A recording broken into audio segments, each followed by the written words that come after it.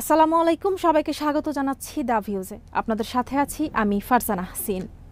কিউবার president Miguel Diaz ক্যানেলের ওপর নিষেধাজ্ঞা দিয়েছে যুক্তরাষ্ট্র।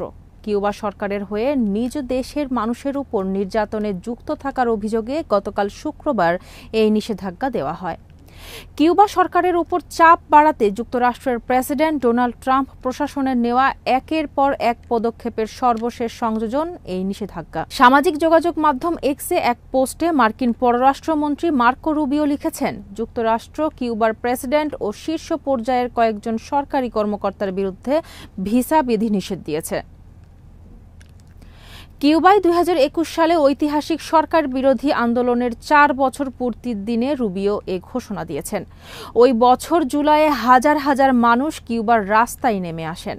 খাদ্য, ওষুধসহ নিত্য প্রয়োজনীয় সামগ্রীর ঘাটতি এবং অর্থনৈতিক পরিস্থিতি ক্রমাগত খারাপ হতে থাকায় তারা প্রতিবাদ জানিয়েছিলেন। একে কিউবার ইতিহাসে সবচেয়ে বড় বিক্ষোভগুলোর একটি বলে বিবেচনা করা হয়। বিক্ষোভে শত শত মানুষকে গ্রেপ্তার করা হয়, একজন মারা যান এবং অনেকে আহত হন। এটি ছিল 1959 সালে ফিদেল কাস্ত্রোর কমিউনিস্ট বিপ্লবের পর সবচেয়ে বড় আন্দোলন। যুক্তরাষ্ট্রের পররাষ্ট্র দপ্তর বলেছে, মানবাধিকার লঙ্ঘনে জড়িত থাকার অভিযোগে তারা কিউবা সরকারের শীর্ষ নেতাদের বিরুদ্ধে নিষেধাজ্ঞা দিচ্ছে।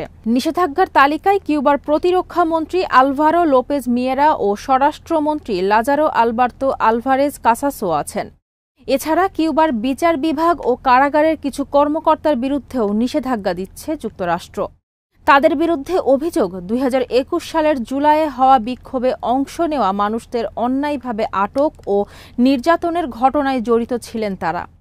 মার্কিন পররাষ্ট্রমন্ত্রী রুবিও বলেন, যখন কিউবার সাধারণ মানুষ খাবার, পানি, ওষুধ আর বিদ্যুৎ সংকটে ভুগছেন, তখন দেশটির সরকার নিজেদের লোকদের পেছনে বিপুল টাকা খরচ করছে। কিউবার পররাষ্ট্রমন্ত্রী ব্রুনো রদ্রিগেজ এক্সে দেওয়া এক পোস্টে যুক্তরাষ্ট্রের এ নিষেধাজ্ঞার কঠোর সমালোচনা করেছেন। তিনি বলেন, যুক্তরাষ্ট্র কিউবার জনগণ বা নেতৃত্বের মনোবল কখনো ভাঙতে পারবে না। এর আগে গত মে মাসে কিউবার পররাষ্ট্র মন্ত্রণালয় হাভানায় যুক্তরাষ্ট্রের কূটনীতিককে তলব করেছিল। কিউবার অভ্যন্তরীণ বিষয়ে যুক্তরাষ্ট্রের হস্তক্ষেপের বিরুদ্ধে প্রতিবাদ জানাতে তাকে তলব করা হয়। 6 দশক ধরে কিউবার ওপর বাণিজ্যিক অবরোধ চালিয়ে যাচ্ছে যুক্তরাষ্ট্র। কিউবা সরকার ভিন্ন মতাবলম্বী নেতা হোসে ড্যানিয়েল ফেরেককে নির্যাতন করছে বলেও অভিযোগ করেন রুবিও।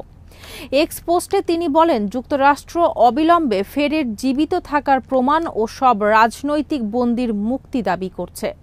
যুক্তরাষ্ট্রের হিসাব অনুযায়ী কিউবায় 2021 সালের জুলাইয়ে বিক্ষোভে অংশ নেওয়ার কারণে এখনও প্রায় 700 জন কারাগারে বন্দী আছেন। তবে মানবাধিকার সংস্থাগুলোর হিসাব অনুসারে এই সংখ্যা 360 থেকে 420-এর মধ্যে। এরই সাথে শেষ করছি সংবাদ। সবাই ভালো থাকুন, সুস্থ থাকুন আর নিরাপদে থাকুন। আল্লাহ হাফেজ।